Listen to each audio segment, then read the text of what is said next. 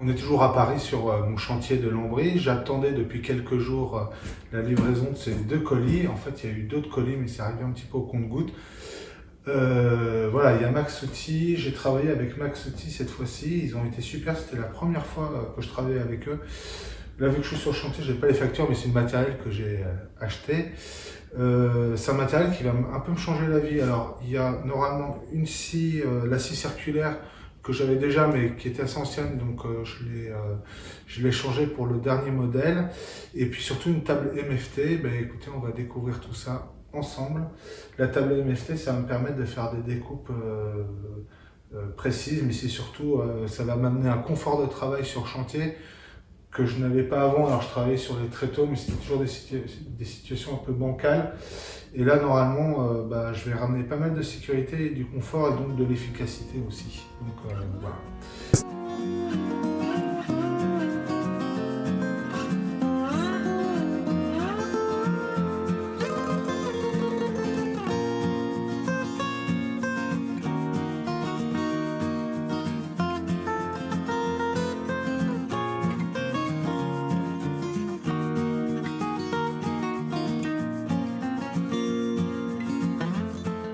Voilà, donc la table MFT, c'est en fait vraiment une table polyvalente qui va me permettre de faire du tronçonnage, du défonçage, enfin plein de choses, en toute sécurité sur chantier.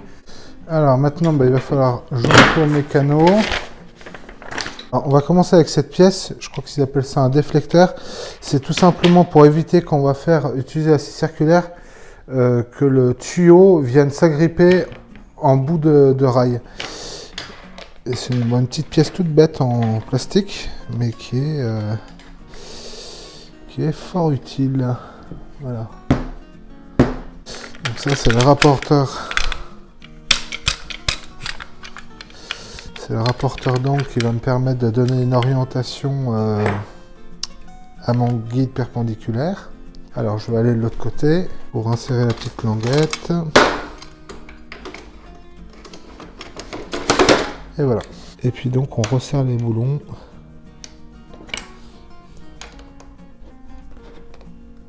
Que ça ne puisse plus bouger. Il y a une butée qui est déjà insérée dans le rail, qui permet en fait de toujours régler notre rail au même endroit. L'intérêt, c'est d'avoir la coupe tout le temps au même endroit. Alors de l'autre côté, il y a cette pièce-là qui va nous assurer qu'en fait le rail ne bouge pas. Donc on va juste insérer cette pièce-là pour que le rail ne nous gêne pas. On vient se mettre contre la butée. On vérifie le positionnement. On a 13 mm là. 13 mm. Bon, on est parfaitement... En fait, on se cale sur l'éclairage de la table et là, on est parfaitement régulier. Alors, il faut savoir qu'en fait, la scie, elle va tout le temps couper à cet endroit-là. Donc, on va même entailler le panneau de MDF pour avoir des coupes. En fait, ça fait office un peu... Cette table, la table, elle fait office de martyr. Et en fait, c'est pas la règle qui va bouger. Ça va être le guide perpendiculaire. Et on va passer d'ailleurs au montage de ce guide. Donc comme je le disais, la scie, elle va toujours coulisser à cet endroit-là. Et lorsqu'on va vouloir changer l'angle, c'est le rail perpendiculaire, au moyen de ce rapporteur, qu'on va incliner, voilà, dans un sens ou dans l'autre. Donc, on va d'abord installer voilà, le rapporteur sur la butée perpendiculaire. Et maintenant, on va l'insérer sur le rail MFT. Là, c'est un système de mâchoire qui vient s'insérer là. Et on vient resserrer avec cette poignée. Il faut resserrer aussi ce boulon. Voilà, tac. Et là, ça y est, c'est parfaitement rigide. Et là, on est sur un angle à 90 degrés. Pour être sûr de maintenir l'éclairage, il a été prévu une deuxième butée.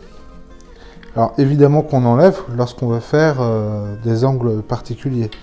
Mais la plupart du temps, on va utiliser la table pour faire de la découpe à 90 degrés. Donc voilà, une fois cette pièce fixée, le rail perpendiculaire ne bouge plus. Alors, j'ai remonté le rail, ça c'est le côté pratique, c'est qu'on peut le lever pour faire d'autres interventions, car la première intervention, je vais utiliser tout bêtement des serre-joints avec le fameux système MFT. Vous voyez, j'utilise ces serre-joints qui passent par les trous, ce qui va pouvoir me permettre de prendre la pièce, enfin la planche, de la tenir fermement et de pouvoir faire une feuillure sous l'envers de cette pièce pour encastrer cette pièce sur un retour de fenêtre là-bas. Enfin là en l'occurrence c'est la pièce gauche qu'on va faire.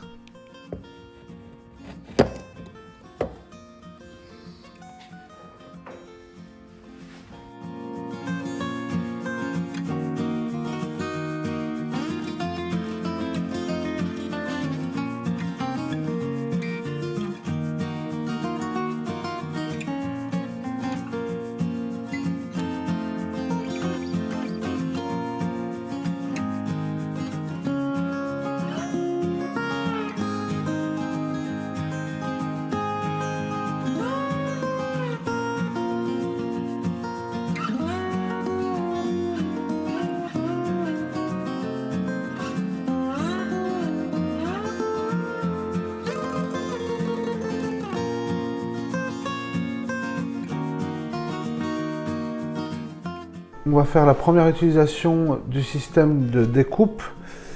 Alors, avant de créer le premier sillon, on va prendre la scie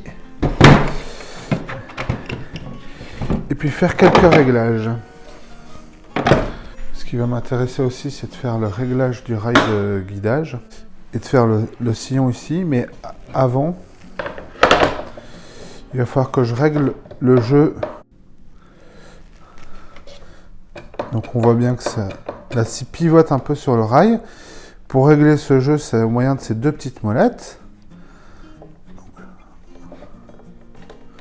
Donc on les tourne. Voilà, celle-là c'est pas mal. Celle-là il y a encore un peu de jeu. Voilà. Donc là il n'y a vraiment plus de jeu. Mais ça coulisse parfaitement.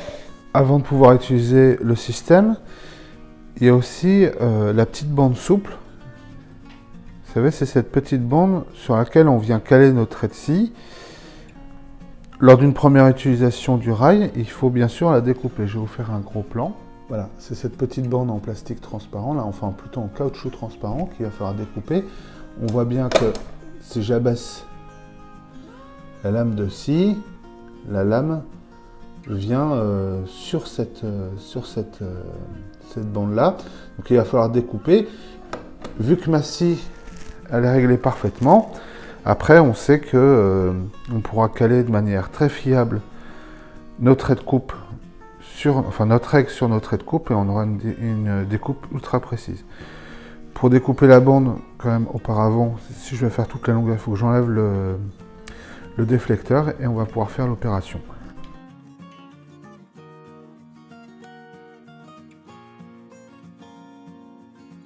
J'avais réglé au visuel juste pour découper la petite bande. Maintenant, il va falloir faire le réglage de profondeur, faire l'étalonnage de cette pièce-là. Je vais vous faire un gros plan parce que c'est assez intéressant. Il y a une option assez intéressante. Voilà. Il y a deux systèmes de cotation. Il y a le système FS, c'est-à-dire la profondeur avec le rail, ou sans le rail quand on travaille directement sur la pièce à découper. Donc ça, c'est ce côté-là. FS, c'est pour avec le rail. Donc là, tout simplement, je vais venir mettre ma lame de scie sur le médium en butée. Et normalement, cet indicateur devrait être à 0. Donc on va tout simplement jouer avec la petite molette ici. Il faut évidemment que je me mette sur la graduation 0 au niveau FS. Et je remonte voilà, la petite virole en butée. On est parfait. Maintenant que tous les réglages sont faits, il nous reste juste à faire le sillon de coupe à ce niveau-là. Festool préconise un sillon de 5 mm. Donc je règle voilà, sur 5 mm la profondeur et on va faire notre coupe.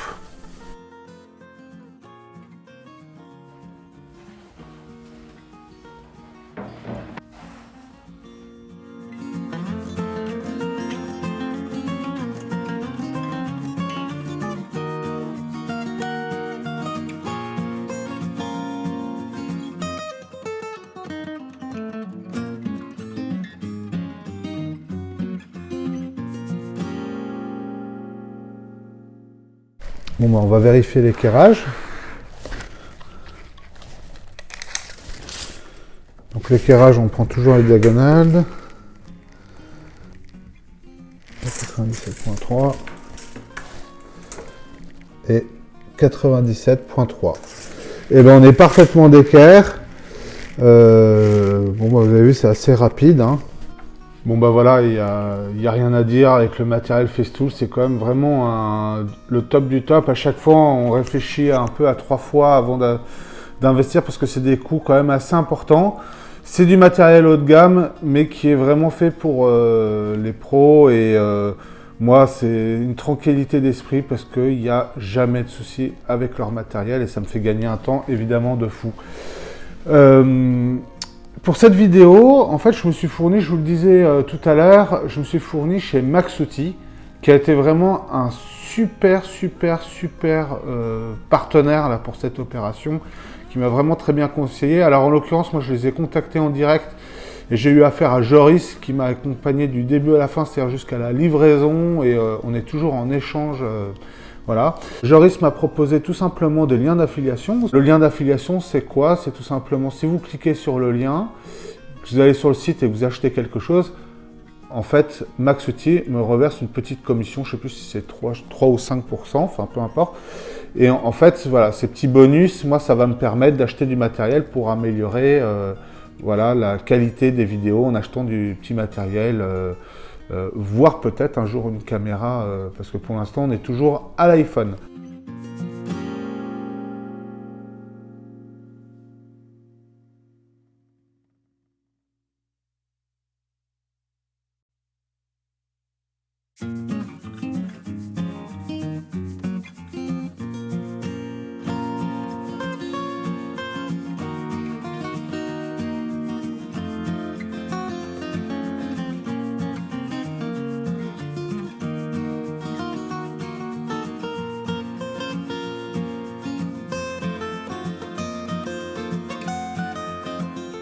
Eh bien écoute, je te souhaite une bonne continuation. On se revoit très vite pour de nouvelles vidéos concernant ce chantier. C'est un peu tentaculaire, là ça fait déjà 2 semaines que je suis là. Je pense qu'il reste encore une bonne semaine de boulot. Mais ça avance bien et tu auras une vision, là dans les prochaines vidéos, on sera vraiment moins sur du matériel et plus vraiment sur comment je gère ce chantier et comment ça avance.